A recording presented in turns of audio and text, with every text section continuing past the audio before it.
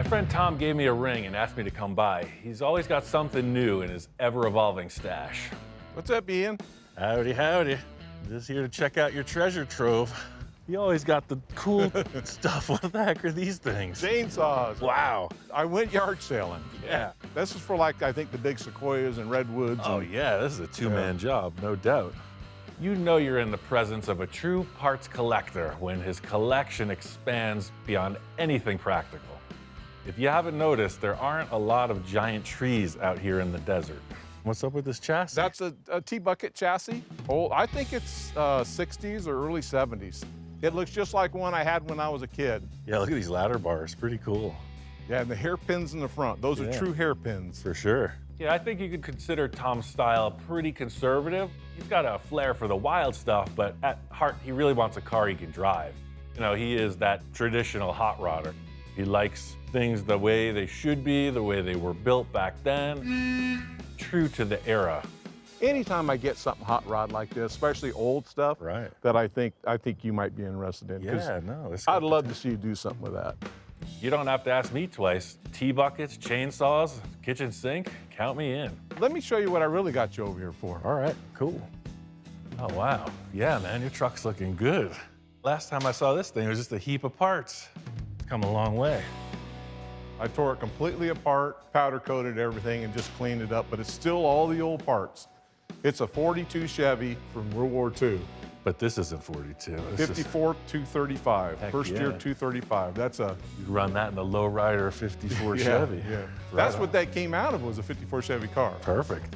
I'm a sucker for any truck project, but walking in right away, I could tell Tom's going in a different direction with this one.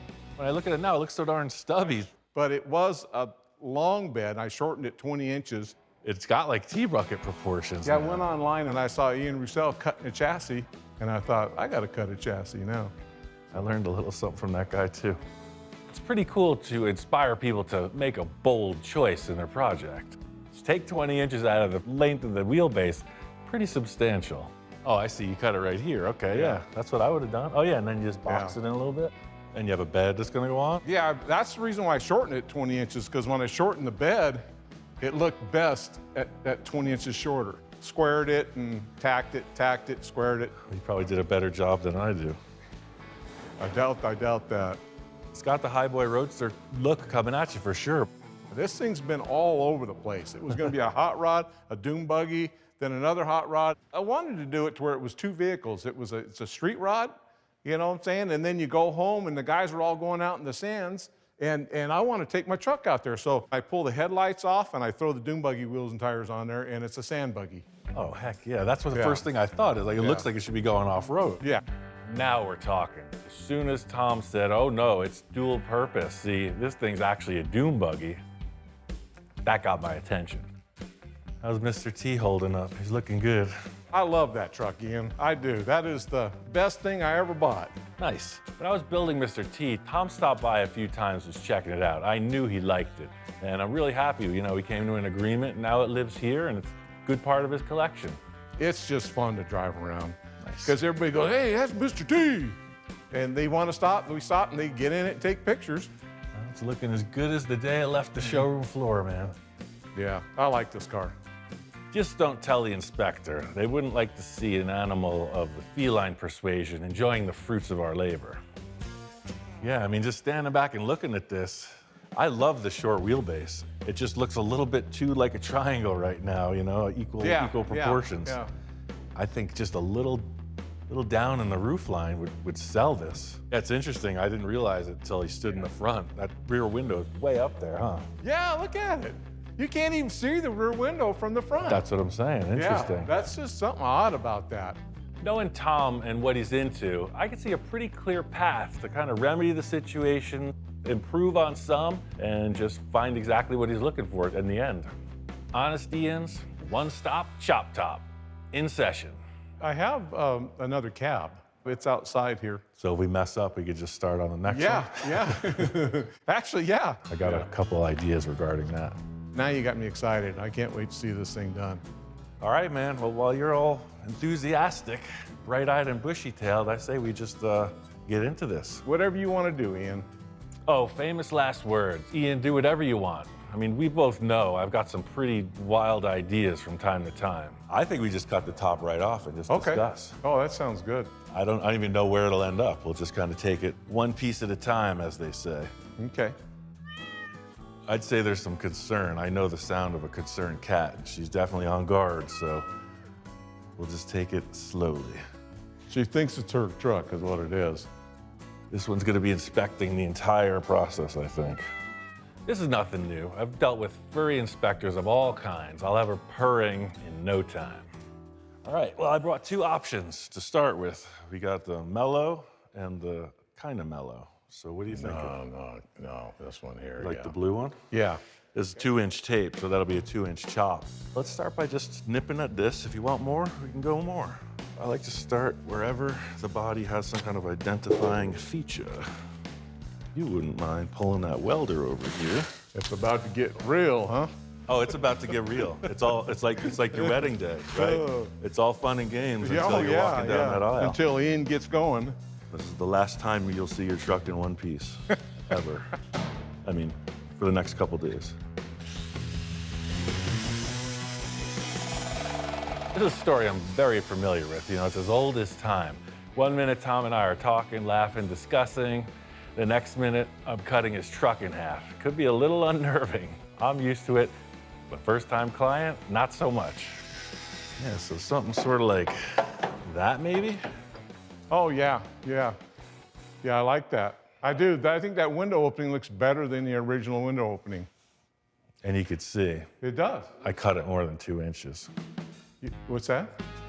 You did cut it more than 2 inches? That's more than 2-inch chop. Okay. I couldn't help it. Never trust a man cool. with a grinder in his hand. With the cutting wheel, yeah. Cool, let's chop the other side off. All jokes aside, you know, when I was looking at it, to my eye, it's all about the proportion. So I'm an overachiever. I cut it a little bit more than 2 inches. I think we're both in agreement. This back window should stay the same size. Yeah. So we'll cut below. We'll do the chop through here in the back wall. When you start cutting something apart, especially it's got different shapes to it and different curves, you're in trouble. Unless you know what you're doing, you're in trouble. You're making your own puzzle, that's the thing. Yeah, exactly. Right now, it's just the picture. Right now, we're gonna puzzle it and then figure out how to make it lock back down. In the back, I'm gonna show you a pretty cool idea for this window. If we were to draw this, say, on graph paper, right? If you took a straight back view of this, you'd have this checkerboard, right?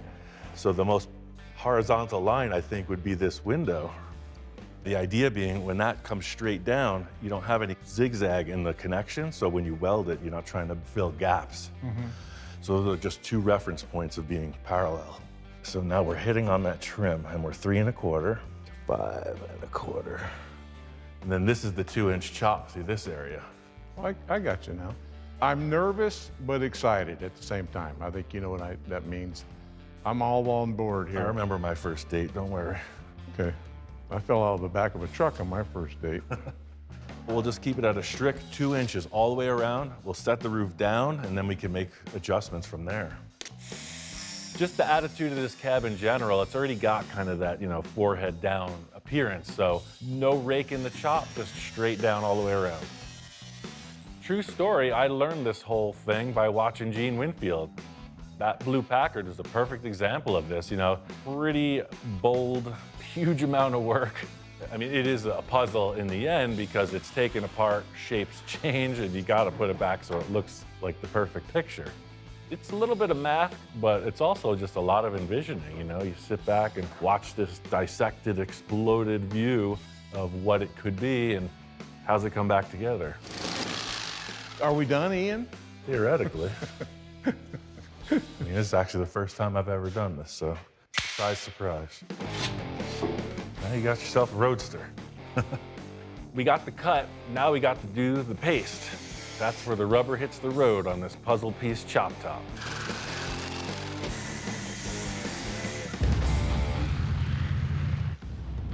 All right, man, I think it's that time. Let's put it on and see how far out of shape we got. The way I laid it out makes it look really straightforward, but there's a million places to go wrong. That's the way I have learned through trial and error, a lot of error. So let's just line up the back wall and see where we're at. Looky there. From the side, right? That looks pretty groovy. The proportions are perfect. This may sound funny, but it doesn't look like you chopped it, but it does look better. It just looks good. I like it. Yeah, I mean, you can see now it's got attitude, right? 2 inches isn't a big chop at all, but it does something. Man. The first look is the most exciting part of the whole project. You get to see all the potential before you put in the blood, sweat, and tears before the rest of the project comes together. I feel 100% better now. Well, that's good news, because the work hasn't even started. This thing has just been nipped. It's time to get into the actual surgery. Uh-oh. In talking with Tom, he made it very clear that he wants me to just focus on the chop while I'm here. This project has been his baby, long-term deal, and he wants to finish it up on his own. It allows me to really take my time, discuss with Tom, and teach him a bit on exactly what it takes to pull through this. This is where the issue of putting the puzzle back together starts. We're a solid inch smaller. The typical thing you'll see so much is they cut right through the center of the roof and split it. They widen the whole thing. But that means you have to pin in this 1-inch band across the whole span of the roof, right? And that gets complicated. That could get all warped out of shape. It gets real weird. So I have an idea that will help us with that. Okay. It's always interesting to work with new clients. Tom and I have been friends for a while, but never really worked together in this capacity, so I wasn't sure what he was expecting me to show up with, like a whole kit, special tools, this, that, and the other thing, and I show up with a bottle of water and a welder.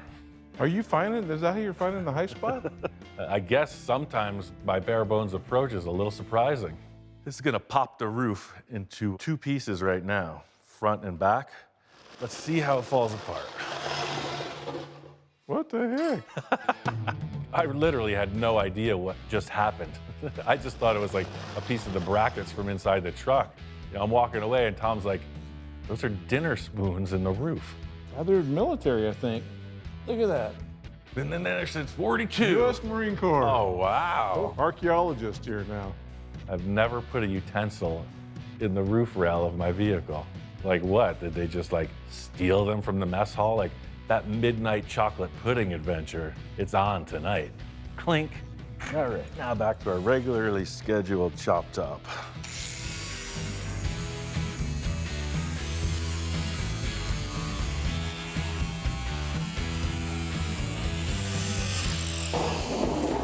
Ta-da. That's just zip right into place. Oh my God, everything lined right up, yeah? Everything lines up like a puzzle. People look at it and it doesn't look like it's too tall. It looks right now. Yeah. Or they're gonna go, what's different about that cab? So my mom said the day I was born, something different about this. Now, you know, Ian, I don't want a sunroof. You know that, don't you? Yeah, no, they got a plan. Okay. You know the cab that you have, the duplicate? Yeah. Let's take that and we'll scavenge the pieces we need for this. I'm okay with that. It's not every day when I have a spare, complete, identical vehicle at my disposal while I'm doing a project like this. You know, typically it's the exact opposite way around. They got half a vehicle and they need me to build an entire one out of that. Wow, so what's the story with this? It is a cab that I sold a friend of mine years ago, and he was just like me. He changed his mind. He got off on a different project and he gave it back to me, if you can believe that. He did cut it up a little bit, but you can see that they suicide in the doors. Oh yeah, wow. And he was gonna chop it, he just didn't get around to it. I mean, they channeled it, huh? Yeah. There's 2 ways to look at it, right? This could have potential to be a great creation, or it's in such fine shape it makes the awesome donor vehicle. Everything about this is clean, clean, clean. Just in looking at it, there's a few key pieces of this that make it worth chopping up as a parts truck. And look behind you, there's the dune buggy wheels and tires. Oh, this is part of the different look kit? Yeah. Heck yeah. The authentic beach buggy wheel. That's what I remember as a kid. The guys ran just the white wall tires just blown up. Before they had paddles or anything, right? Tom is a darn good parts sourcer. Like every time I show up at his place, it's like, where do you even get that? For me, that really short steps my operation because it's like they're doing the footwork and I get to select. It's kind of a shame we're cutting this all the way apart, but it's also kind of not a shame because we're ending up with a really clean custom deal. It'll make this one perfect. I love the chop. I can't believe how fast you got to this point, and it makes complete sense when you see how you do this. This thing is red hot. We got one on the grill and one ready for the frying pan. Prepare your appetites for some freshly prepared chop tops. After Tom and I really stepped back, looked at what we set up, we both agree that this is exactly the direction he's going. And now the fun begins. With this, I'm really trying to utilize that cab as much as possible to minimize the amount of welding and the amount of oddball gaps I'd have to fill in. So I'm gonna try a little give and take on these two cabs. This is kind of like the best of all worlds, you know, having a complete replica of the vehicle you're working on to just dice up. I mean, that's living the high life. This back wall goes in as is. It's a straight shot, 2 inches lower. Kind of like Tetris, you know, when the blocks are coming down, you got to figure out where they go. It's like right now, I'm just kind of spreading it, and I don't want it to crunch up in any place as I'm putting it together. I think that's my favorite thing about being a fabricator in this capacity is like I don't do the same thing twice ever. You know, same kind of process, but always a different challenge. That's the spice for me. When you're working with gaps this tight, I use a razor blade to stick in there because it's the thinnest thing around, because you don't want this stuff lapping over itself. You want it right as a perfect butt weld. Just gonna start to tack this together. Nice and cool, nice and slow, and get started. There's one book I always point people to that asks me about how do I chop a top. The book's called How to Chop Tops. Worth every bit of reading. And then find yourself a junk car and ruin it. With that back sheet metal fixed, let's put on the A-pillars. Get this windshield surround in place. The reason I'm doing it in this order is because rear sheet metal is gonna be the most delicate part of these two pieces. These pillars, you know, the structure isn't that big a deal. It's the sheet metal that'll get weird on you. Right now, this is laid out smooth, and if I do have to give a little wiggle up here, this will all kind of stay in the same plane. Knowing where you want to end up before you start and learning to see trouble before it really develops, those are the two keys. The A-pillars, they're pretty parallel. So in the 2 inches coming out, I mean, it's just 1/8 of an inch change in the width. Look, right straight down. I have the width established now, but I'm trying to get this right in line. You can see it's just a little bit up. This cab had damage in the drip rail, but I just repaired it because I took out 2 inches where the damage was, but the drip rail was actually mashed back a little bit. Now the B pillars, I'm gonna leave a little loose because I want to address this right now. I don't like welding that close together if I can avoid it. But since I have this cab, I'm just gonna utilize this piece if it's the exact same stamping in here. It's a bit of a different job having this donor truck available to us because it really simplifies the process. There's almost no fabrication. All the replacement pieces don't have to get made. They just get taken from that vehicle. Simplifies the amount of welding. Lucky for me, I'm used to living in a not so perfect world. Back in the 40s, I guess things weren't super specific. They're darn close, but they sure ain't the same stamping. So you can see everything in the world is not exact. That drip rail is just a little bit different contour towards the bottom. Either way, we have a few bridges to cross. These cars don't like to build themselves. I'm gonna continue weld the roof skin, and then later I'll put a flat bar in there and I'll hammer that drip rail to exact specifications.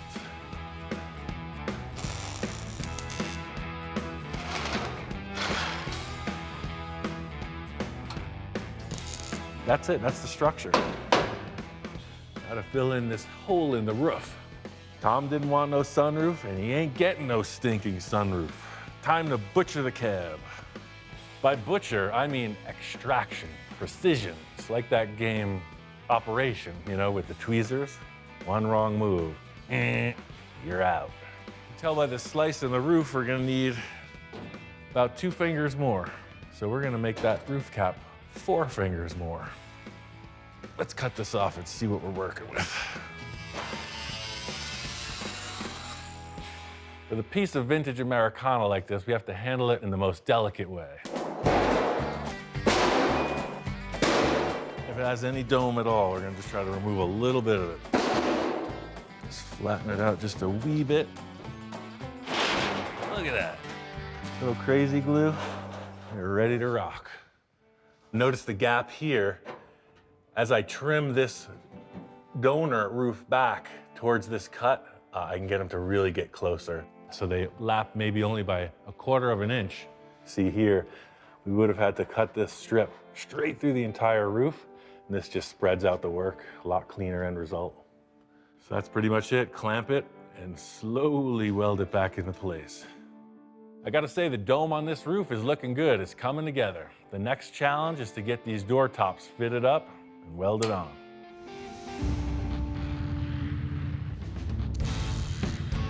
Slow and steady. Takes a long time to weld this sheet metal back together, so I don't want to overheat it. And if that gets upside down or warps, big trouble. I'm happy with the way that this is progressing. You can see how it's developed with these 2 vertical cuts on each side of the rear window. The curvature of the roof needed to be shrunk in a little bit, and that's standard procedure on a cab like this to make a better contour. This structure is fully in place. This roof cap adds a huge amount of torsional strength to the cab. I'll patch this in last, but I want to do this door top surround using a piece of this original door and a piece of the donor cab door. I did notice that these cabs are slightly different, but I'm hoping that these door frames are identical. I try to avoid stacking welds. If you're making a deck or doing roofing, you always stagger the seams, right? So you got seam, seam, and I'm gonna try to put one back here.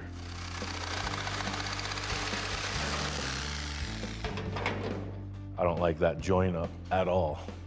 I'm looking at the fit up and man, that's a big difference. I mean, can these cabs really be that far off? Oh, it's in the 2-inch piece. That's what it is. It's in the section of the chop. Let me find that thing. Pretty good at holding on to used parts, but keeping them organized, that's a whole different story. It's not that one. There's one here. Oh, brother. I've done it now. Good thing we don't take out the trash. No. Possible that feline inspector is sabotaging me. You know, I saw her giving me the side eye as soon as I pulled that grinder out of the box. Oh, I don't fold that easy, cat face. There it is, the missing link. I gotta put that back on and start above that. Oops. The mark of a true professional is how you handle your mistakes, right? So thankfully, that thing was still in the room. As I was saying before that brief interruption, let me mark it, cut it, and see how it lines up. Trying to use this, but they're just not the same. Let me see what this one looks like.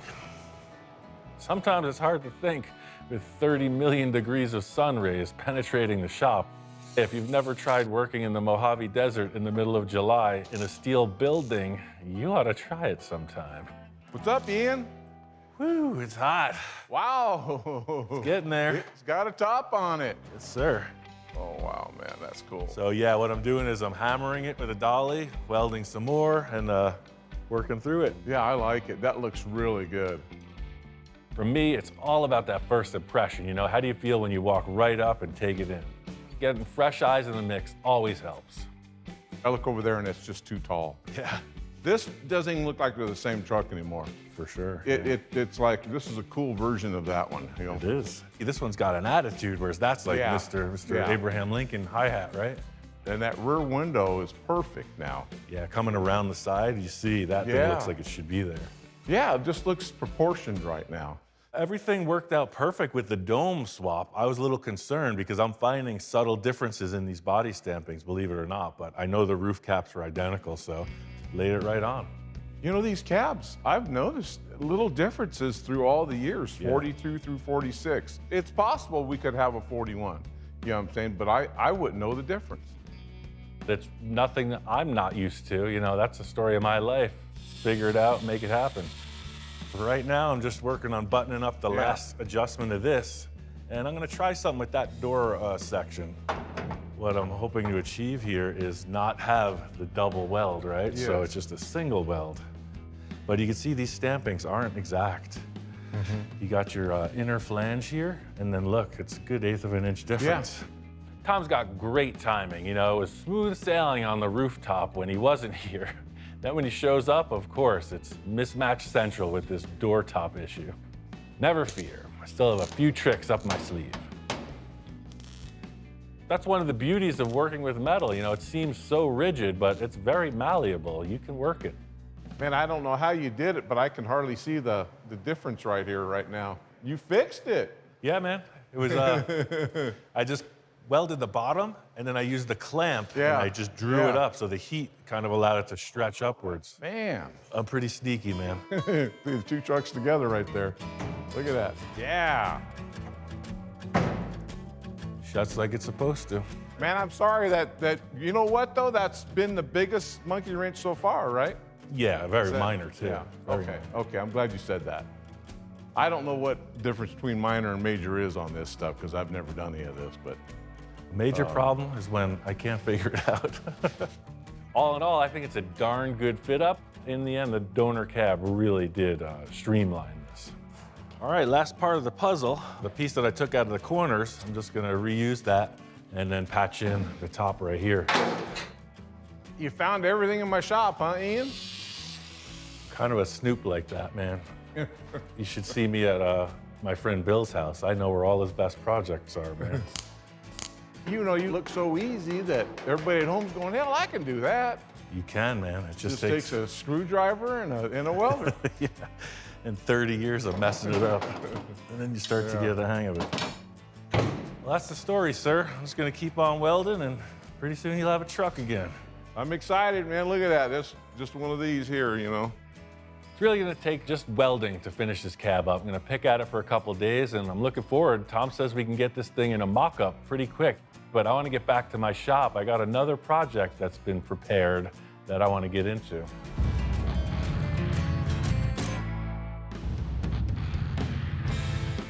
Now we're off on a little two-wheeled adventure. This is gonna be fun. This is my friend Kai's chopper. It's a 1980 Harley shovelhead, and this is kind of his baby. He passed a couple years ago, and his wife contacted me saying, hey, you know anything about this? I met Kai pretty early in my career, and he was always a huge supporter of my efforts. Kai was just a really intellectual, interesting kind of dude, and his fascination with Harley Davidson specifically pretty much defined his character. He was heavily involved in the magazine industry as both a writer and an editor, and we pretty quickly became good friends. I remember this bike always being in Kai's garage. Being that he worked for Easy Riders and had a lot of ties with Harley Davidson, he always had these brand new Harleys to ride, and his sweetheart was always in the corner of the shop. I don't know why it got disassembled. This is the result. The proverbial basket case. Valerie asked me if I could restore it, if I could bring it back to life. They have a charity organization now, and this will kind of be something like a tribute to Kai, his life, and Kai's memory. Whenever I was working with Kai, it was always kind of focused on my project, right? Now it's all about him. I don't want to say it's like the odd couple, but Kai and I being friends for like 15 years, it was sort of like I was the wild and crazy guy, and he was the more conservative, mature biker dude. I'm still not 100% sure which way he's going. I see the fiberglass sort of like dripping off the damn thing, and he can probably work wonders with a Kawasaki, but it's a Kawasaki, you know? It's not meant to look great. And you know, there's only so much you can do, even Ian. I have seen nicer bikes though in my life. I can't say I've seen uglier ones. Thanks. You're welcome. No, I consider it an honor that Valerie would ask me to do this, like in his memory. In talking with Valerie, she was convinced that there's still a bunch more parts of this bike around. For right now, I'm gonna really just focus on the stuff I do have, and it's purely mechanical. The engine is free, it's got compression, and it does kick over.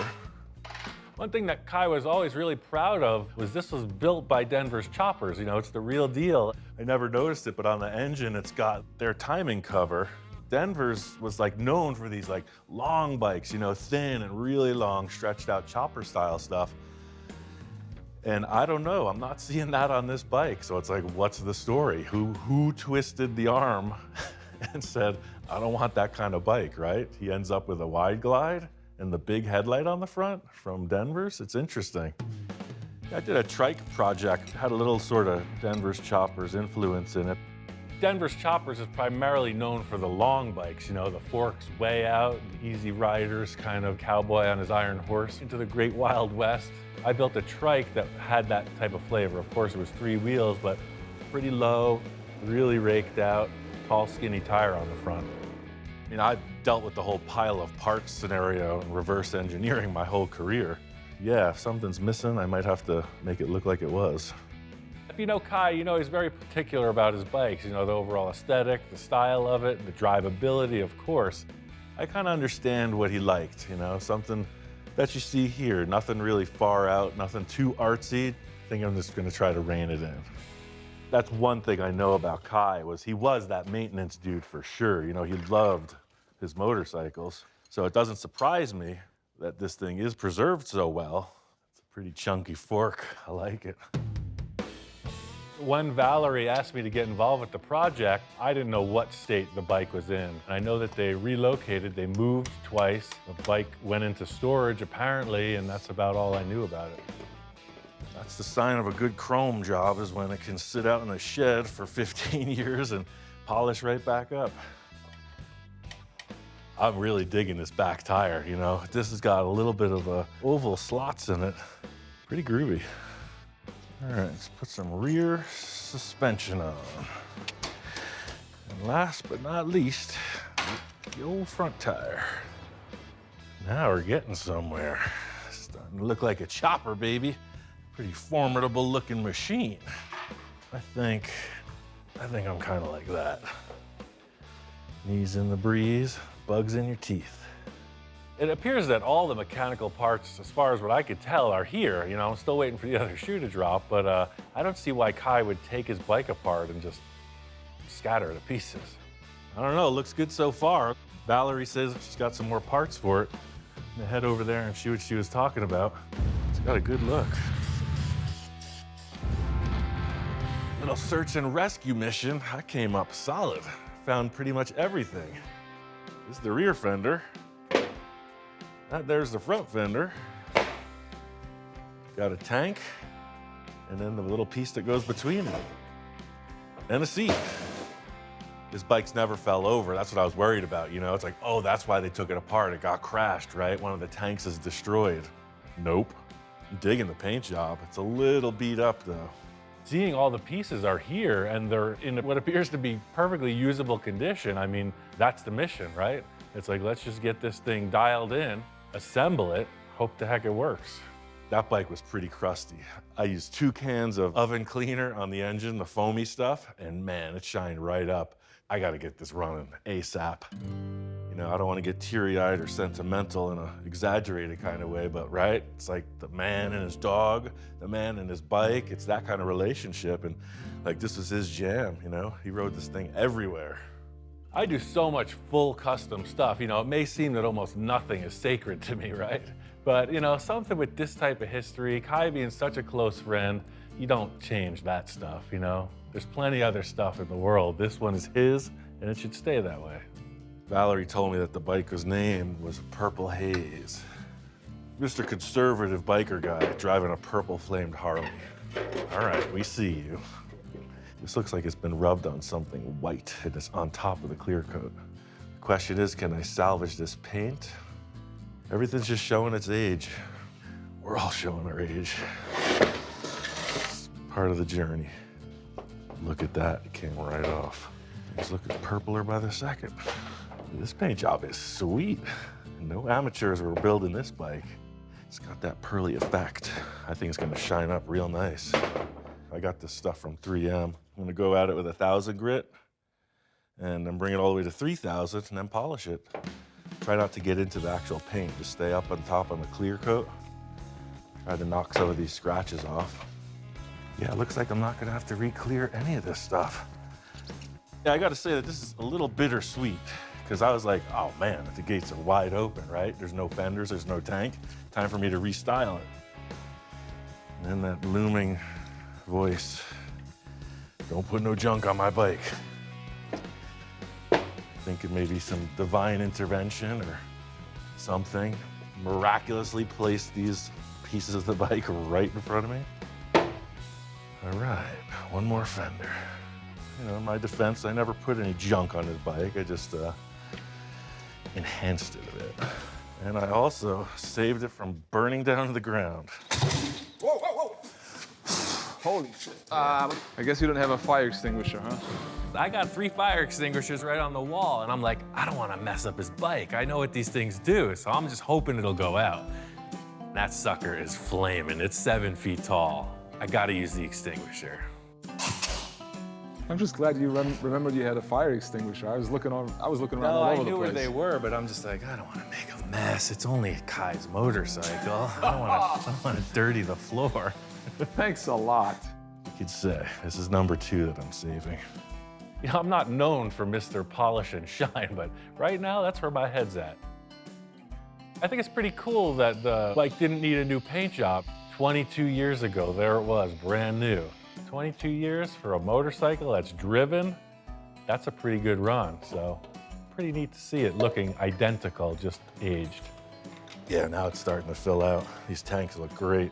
I was wondering why the headlight looked like his bug eyes, right? Look how the top of the headlight's sticking out of the can. That's how much they raked it. So that you could see straight. See, that headlight should be vertical. I want to get this thing running. I'm gonna wash these tanks out, charge the battery. Next stop, showtime.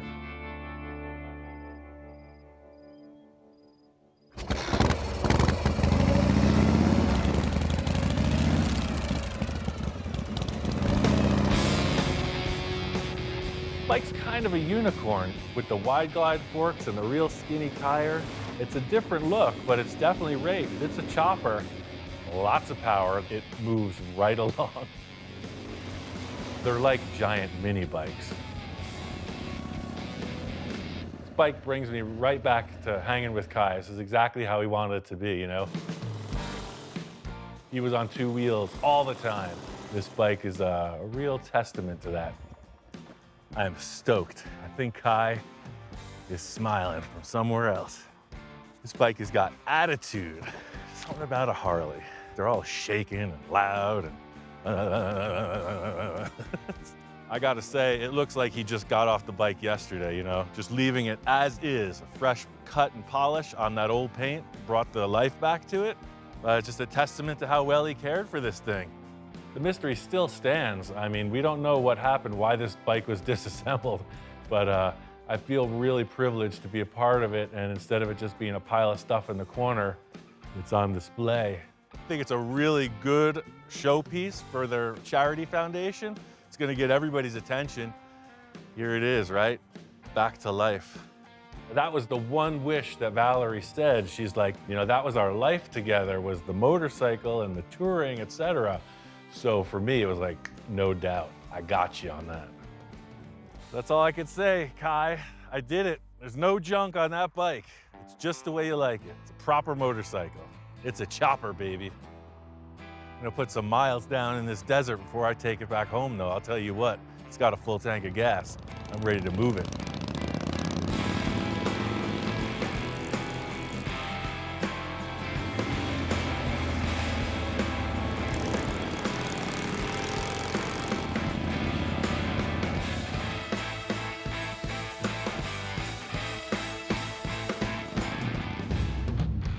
Did all the welding and grinding, came back to my friend Tom's shop, and he's got some progress on this thing. It's looking like a truck now. It looks good with the bed. I mean, the proportion of the roof height now and this. It made everything look better. I primered it too because I wanted just to get an idea of what it looks like as a complete truck, because I want to get it going and I want to drive it. Right, keep the inspiration I want to going. drive it, yeah. Tom said he's been with this project for years and years. He's in no rush to finish it, but I think chopping this top lit a little fire under him. Not even any body work done yet, and look at that. It just looks nice. Yeah, it's crazy how 2 inches really does make a difference. Yeah, it's a little too long. Tom immediately walking in the door, he's like, look at the bed. Even though it's shortened 20 inches, I still got to shorten it more. I think the bed should be cut off right at the end of the chassis right here, right at the springs. Yeah, I agree with you. That way it's got that whole stubby look, you know, like an off-road truck. That's what you're doing. You're pulling all the overhanging sheet metal in. I like you finished off the grill and the headlight. Yeah. That's cool. Thank Super you. clean. Appreciate that, yeah. Looks good, man. I want to see it with those buggy tires. This is you're going to the market, right? But once you're out of the dunes, I want to see it in action mode. The thing that hooked me from the start was, yeah, it's going to be a beach buggy. You know, it's going to drive on the sand, and I'm just like, oh, heck yeah. Right now, it's got the big and littles, it's got the hot rod look. You know, I want to see it in full fun mode. Pretty cool that you're able to find those wide rims and 6 lug. You want to hear something crazy? I bought these at a yard sale 40 years ago. Huh. I'd call this a long-term success story. You know, Tom's looking at it like, yeah, finally, right? After 40 years, I mean, I was 11 when he started this truck. In a 1961 Hot Rod magazine, this is what they had. They had tires ballooned over the rims. I think the reason why they're usually white walls, that was the bigger tires. That was for the bigger cars. Like the Cadillacs and the Packards. Oh yeah, paddle tires didn't junk exist. stuff, yeah. For sure. They didn't have paddle tires back then. If they did, most people couldn't afford them, so. Tom built this entirely in the vein of that first generation sand car, right? When they just had some old junk laying around, they would take some ratty old bias plies, make their own rims, and just do whatever they could to get some flotation on the sand. That says fun buggy. Man, I forgot what they look like on here. Well, that looks cool. See, that makes it look like a big toy. That's what tells you what it is. It's like, what? That's a beast. Look at the track on that thing now. I know, it's so super wide. cartoon, man. Yeah. Hey, let's roll this thing outside. I gotta see what it looks like. I'm on board, let's do it. When you look at something, you get a feeling from it, right? So you look at this and it's not low and lean, ready to go 120 on the drag strip, you know? It's like, this thing's kind of a clown car. That's where it belongs, on the sand. And I mean that in the best sense of the word. Like, it's a fun buggy. Like, you're meant to get in there and go have a ball on these sand dunes.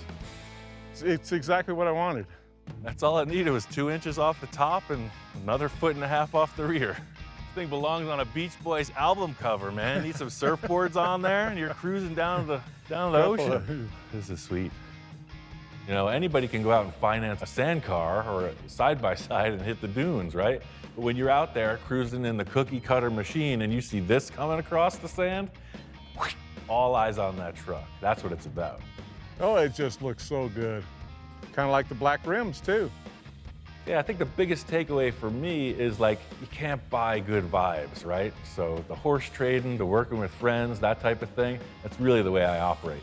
Thank you, Ian. Yeah, right on. I appreciate you doing that, I really do. Yeah, I can't wait to see what other good treasure you dig up, man. Now this truck, it's contagious. It's got me thinking, you know? I got the Model A body. I got some sand tires.